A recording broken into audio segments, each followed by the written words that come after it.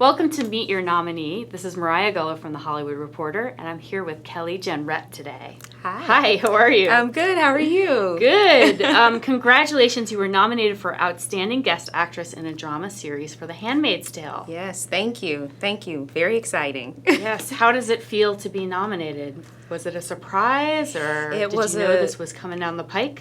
I wish that I would have known, but when I saw my name on the list under Diana Rigg and Cicely Tyson and Viola Davis and Cherry Jones and Samira Wiley and Kelley Jenrette, and I was like, that's me. Wow. So it was exciting and overwhelming, and I cried a lot. Thank God, even more. And yeah, just enjoying this roller coaster of a ride. Yes. Mm-hmm. Do you have any other nominees that you're excited about? Yeah, I'm really excited about this gentleman named Melvin Jackson Jr., who was nominated in the short form category. Oh. He's my husband. Really excited about Tracee Ellis Ross. I love her. I just think she is amazing. And Brian Tyree Henry. Mm-hmm. I'm really excited about him. I enjoy his work. Yeah. And then all the other nominees, but right. I feel like those two are the ones that come to mind. And you have a lot of company with you. Handmaid's Tale has 20 nominations this year. 20 nominations, yeah. So Colin Jost and Michael Che are hosting the Emmys this year. Mm-hmm. What do you think is the biggest challenge that they're going to face? I think living up to the previous year's host. And, you know, sometimes it's hit or miss with the funny, you know. I think that's probably the biggest challenge, just being able to have fun and making sure that everyone else is having fun too. Yeah. Mm-hmm. And I think I know the answer to this, but who do you want to be dancing with at the after party? I absolutely want to be dancing with my husband. When I tell you, this man, he is the life of the party. He has never met a dance floor that he did not like. So I am looking forward to just having fun with fantastic. Him and everybody else. But yeah. So let's talk a little bit about your performance. You play Annie. Yes. When did you know that the role of Annie was going to be special? The moment I read the sides. Yeah. I remember in the first season, Luke and June talking about Annie. It was very quick. And then the audition came in and I read the sides and I was like, oh, this is Annie. And that's what happened, you know. So I was just like, I want this role. Yeah. I want this role. Were you given more of a backstory than we know? Because it's a lot about what isn't said as well as what's been said. Mm-hmm. Did they give you more of a backstory, or did you have to create more of a backstory for Annie? It was a little bit of both. So there were things in the initial draft of the script that did not make it into the final cut. So Luke you know more than the fans do. I do, and that's why I was like, I don't know if I can tell it. But yeah, I mean, I don't think they would mind.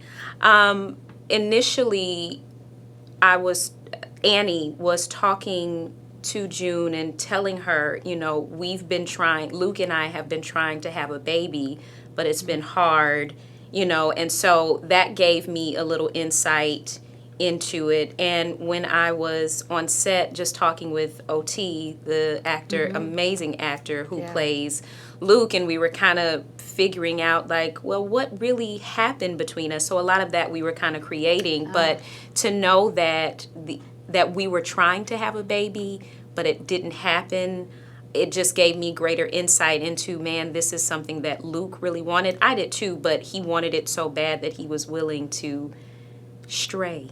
And there's potential of Annie coming back into it's open. Seasons, it's open. Because there's a lot of the story that hasn't been told. Yeah, I mean, I haven't heard anything as of yet, but it's definitely open, and I've enjoyed reading different articles that people have been saying, like, oh, well, Annie could show up here or there, so that's been interesting.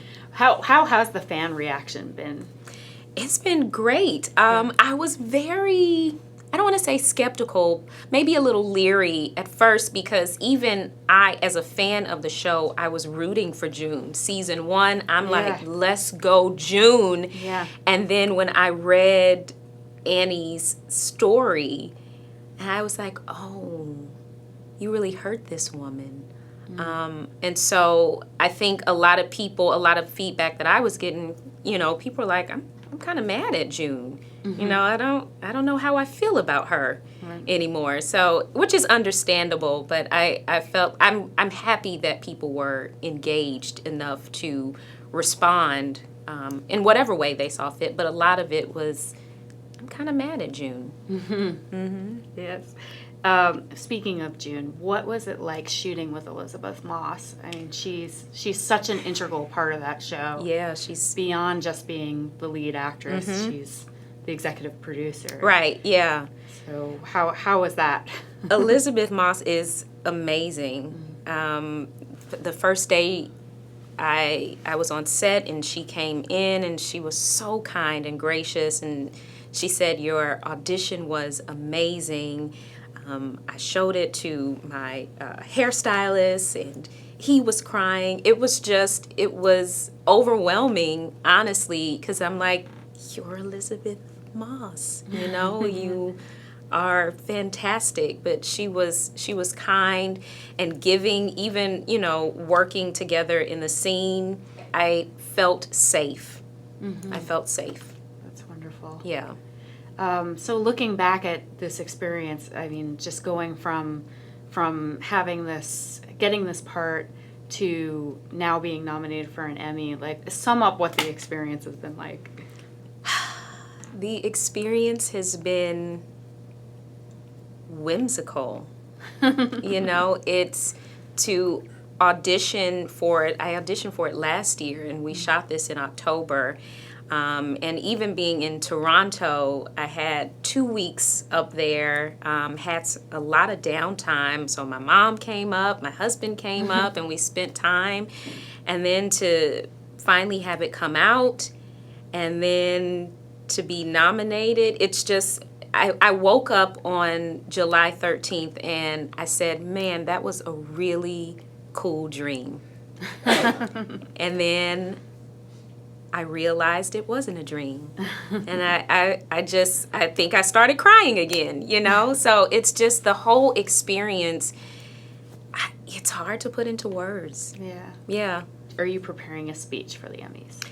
I haven't started writing anything down. Of course, things kind of come in and out of my mind. But I'm just like, I don't know. So it is that thing of, sure, I have 1 in 6 chance of winning, but I don't know. I don't know about writing something. I don't know if I'm just going to let God speak through me, and that's going to require a lot of trust, because if I do win, I don't want to get up there and not have anything to say. Well, it sounds like it's going to be a magical evening. Yeah. And good luck to you and your husband. Thank you. Thank you. Bye. Bye.